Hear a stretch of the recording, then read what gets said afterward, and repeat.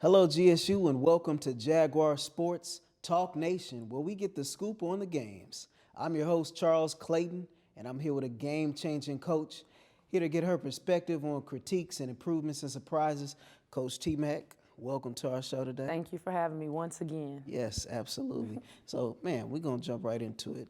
You know, y'all had a historical season this season, but at one point in the season, y'all made history, but at one point in the season, y'all only had 5 players able to suit up. Tell me about that and how y'all was able to overcome that obstacle and still make it to postseason. Well, it all comes down to, the standards and the expectation that we set at the beginning of the year, and what we instill in our athletes. Last year we had kind of a similar situation to where we only had 6 kids at one point. This year we came down to 5 kids due to injury, and which was crazy enough. But I teach my kids, I tell them literally from day one, no matter if I have 15 kids on roster or if I have 5 kids that's able to play, rotations are short anyway. So it don't matter with the numbers that we have. It's about you going out there and giving me what I'm asking for. So they bought into just having like that mindset of we got to be here anyway. Tell them that we got to be here anyway. We got to show up to play, whether we go down to 4. NAIA, Governor State expect us to be here to play. So what we choose to do with it, we either gonna make excuses or we gonna grind it out. And I'm the type of person that's been all my life to grinding it out, and that's what I preach to my kids, and that's what they showed up and they did. Like that, we didn't make any excuses about it. They didn't complain about playing back-to-back games at Siena Heights with the 5 kids. We just went out there and I told them, I felt good at that game. That one game we had 5 kids, I walked into the locker room, I'm like, I feel good. And they looked at me, I was like, I don't know why, but I believe in y'all. And they believed in themselves and went out there and beat that team by 15 points with 5 kids. And that was one of the changing moments for them, that they really believed that no matter what we have, 15 or 5, that we still have enough. And I preached that to them all year. And just working hard, and the principles that we instill in them, they show up every day and they grinded it out every day with no matter what we had. So that was something that I'm glad that they were like-minded with me and my coaching staff. So That's what's up. Sounds like you instilled a winner's mentality, like you said, from the jump, and then they already know the expectations. And that's what you try to do from the beginning of preseason, is instill that mentality. So when stuff, because that was uncontrollable. Those injuries was uncontrollable. So you got to show up and you got to play. So that's what you preach to them, and they bought into it. Absolutely. They bought into it. Well, a few players that you'll be losing, unfortunately, not to injury, but to graduation, which is a great thing. Right. You got Ariana Dampier and Hadia Thomas. So what with them losing them, what are some of the things you're looking for those freshmen on the squad to pick up, and what are some lessons that they kind of left behind? Well, I think it was a blessing in disguise to have those kids injured, due to the simple fact that they still were here. They seen our practices. They seen the level of competition. They seen what we struggle with. It's different when you're playing, and as a coach, you're saying, "Hey, we need to do this. We need to do this." But having them sit out, then they started to see, like, along the season, hey, y'all energy is bad. So the girls started to pick up on that from each other. So losing D and AD is a huge part of our program, with D one of the best leaders from when I got here to where she's at now. I commended that kid senior night, like she has something that I don't, which is showing up every day with joy. Like I've never seen it in my life. And that motivated me.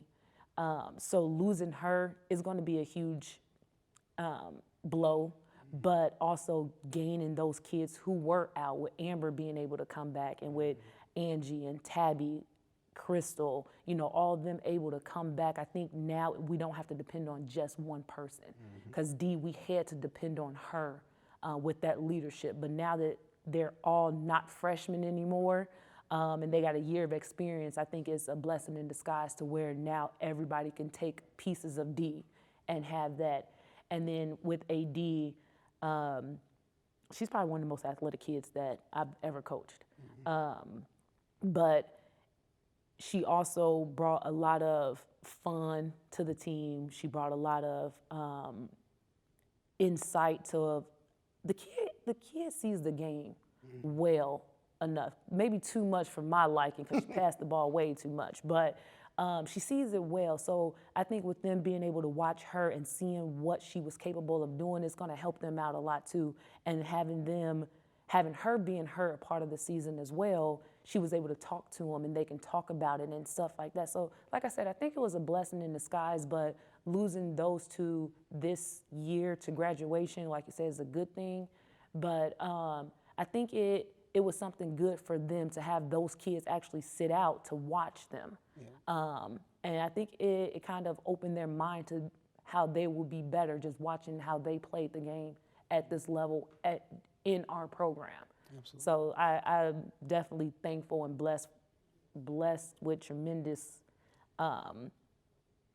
blessings that I was able to coach those two. They brought a lot to our program, and I really appreciate them. I'm sure they appreciated what they're able to take from your knowledge tree as I well. I hope, because they about to go into this real world, and Coach T. Mack not going to be there to protect them, so I'm always going to be there for them, but I hope that they gained it and they're able to take it out and grow like I did when I graduated from college. So I'm sure they did. Now, speaking of, those two leaving, that just goes on to show, like, what's next? You had a lot of freshmen on the team, and they were showing promise that, like you said, they was carrying the load, they was doing their thing. So what are you doing during this off season and over the summer to kind of, keep grooming them and keep, getting them ready for that next level? I think we already established expectations for those younger kids and our returners who are coming back next year. We definitely established what their roles are and what I need them to do. So now it's about us just all getting together and putting in the work. Angie got to play one game this year. One. And that one game, she had 15 points. I think she actually told me this stat line when we was like, her and I was shooting around, and I told her she was trash, and she was like, my stat line is, and I'm like, okay, now let me see you do that for 30 games. So her one game, she had 15 points. She went 2 for 4 from the 3, perfect from the free throw line, almost 60% from the field, or something like that during one game, and then she still had a quarter to play. So having her able to come back and know what she's capable of, she already had that burning desire. She was hurt all year, and she got released a couple weeks ago, and the next day she was in my office like, Coach, can I sign up for a workout? Like, it don't work like that, kid. Like, you got to take the steps to get, but that's just the grind that she's so hungry to have it. Tabby's the same way. Like, they're slowly in this process of getting healthy, because that's the number one concerns, that we got to make sure that they're healthy. But just them seeing what they want to do and what we are capable of doing, and just hearing how they want to put in the work. So that's all I need. Yeah. That's all I need is for them to want to work, and that's what I think that they have this year that's going to set us apart from any other team that I had since I've been here. Okay. So I know since you have been here, you've been real, you preach a lot about defense. I know defense wins games. Y'all was in the top 5 for CCAC as far as defense, but offensively, they ain't rank as high. So what are some of your plans to kind of get them for next season to be a better offensively team? We know, I'm sure those defensive mentalities will carry over to next season, but what are you going to kind of work on to get them, Yeah, defense for us, that's controllable. I preach on controlling the things you can't control. That's why we're so good at it. Because you can control your effort, you can control that. Offensively, we struggle scoring the ball. Like, we literally struggle just literally putting the ball in the rim. And that only comes down to one thing, and one thing only: putting in the work and getting in the gym. If you don't want to do that, the results will stay the same. So that's the goal. Like I said, they already are trying to put in the work now to get in the gym, because it starts now. You can't wait till season to be like, oh, I'm ready to put in work. It don't work like that. So they all have that mindset. Like, they seen how close we were in some of these games, and the only reason we didn't win, we shot 25%, other teams shot 41. Can't win like that. So they seen it, and they understand what the process will be to to produce more offense. And it's literally simply getting in the gym and putting that ball in the hole. And I can't do that for them. I can only give you the tools. We do extra workouts, we do all that stuff, and you just gotta stay consistent with it. So that's something that we're as a whole, when I say we, I mean my staff and my athletes, like we're going to put in the work. We have to. Practice alone is not enough. So that's one of the main focuses. We gotta score the ball. Okay, well, I know one thing that you guys did well is y'all was killing it at home. Like, the arc was lit, and y'all control. Like you say, you control what you can control, and y'all had fairly great outcomes at home. But on the road was a place where like y'all had struggled as much. What are some things you as coach that you would say that I guess what situations can you put them in practice wise or through lessons to help them do and perform better on the road? I think it's more, of course, every team loves playing at home because you're comfortable. You practice here every day. You get extra shots up in your own gym. You do all that stuff every day in your home gym. But I feel like it's no difference in being on the road. A rim is a rim and a ball is a ball.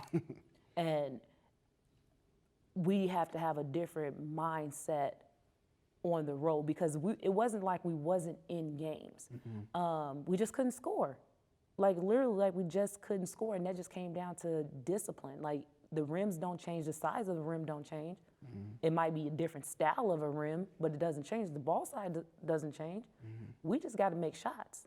So, and I think that's kind of what kind of put us up and down too is they wanted to win so bad and they wanted to score so bad that we start missing a lot of stuff we should make, and now it's messing with their mind. And and then they'll go on a run, and then we'll miss 6 shots in a row. So I think it's literally about focus and discipline, having fun out there. I preach that to them all the time. Like when y'all have fun, it's fun watching y'all, it's fun competing. But on the road, I think it's even better because now you're playing in front of their fans, and it's a fun environment to be in when you come into an unfamiliar territory. And then you set the standard of how the game is going to be played. And I think we did a good job of that, of coming in and always competing. But at the end of the day, we just couldn't score sometimes. And that's what hurt us more on the road than anything. It was just a different, it felt like it was a different ball and a different rim sometimes, but we just couldn't score. So I think that this year, they know that. I think this year they've seen it. So I think that they're going to put in the work so it won't happen again. Okay. Well, hey, man, next season starts in the offseason, and the offseason is now. So I know you putting in the work. I've seen you in the gym working with the girls, and like you said, off camera, they got the open gym coming where the new recruits will get to meet the current girls on the team, and they can all mesh and become one. Anything you got them working on to develop chemistry so they can be cohesive when season starts? Yeah, we get a couple weeks in the summer to work with them. So we put them in summer leagues and have a couple practices and workouts and stuff. So they'll get to play with each other in the summer league over the summer to build that chemistry. Because that's what this year, they had great chemistry. They enjoyed playing with each other. They had fun. They were doing team bonding stuff without me even having to ask them. So they're a good group of kids. They're a good group of young women with that. So that's why I do the summer league and stuff like that, so they can be familiar with each other and know what it is how they would fit within this team, because I keep telling them every year it changes. We lose kids to graduation, new kids come in as freshmen, or transfers come in. So every team is going to be different. So they always have to get a feel and a knack for one another. So we'll do that over the summer so they can get stuff going and get a feel for one another. And then by the time August comes, it's school starts and then practice, So they're actually we had our team meeting the other day right before spring break let out, and I'm like, yo, we start a little earlier this year. Our first home game will be earlier than it was last season, and they just start clapping like, I'm like, it's still time away, but you can see the hunger and the vibe that they want. So I'm looking forward to it. I'm looking forward to it. So We looking forward to it as well. Like I said, I know y'all gonna kill it next season. And Coach T Mack, thank you very much for coming out, chopping it up with us. appreciate it. Yep. Man, for everybody out there, this is Jaguar Sports Talk Nation. I'm your host, Charles Clayton. Thanks for tuning in, and we'll catch you all next time.